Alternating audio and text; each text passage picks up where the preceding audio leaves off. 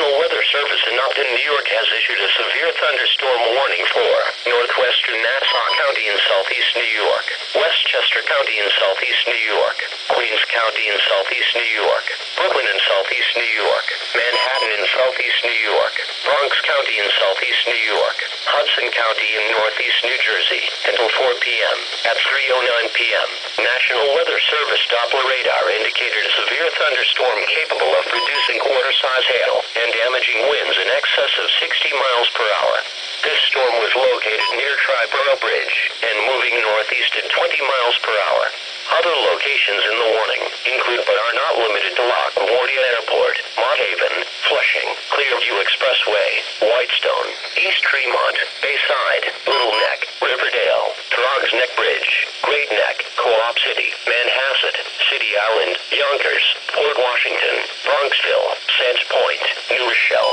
Glen Cove, Scarsdale, Rye, White Plains, Port Chester, Harrison, and Bayville. Repeating, a severe thunderstorm warning has been issued until 4 p.m. for the following county: Hudson County, New Jersey, and the following counties in New York: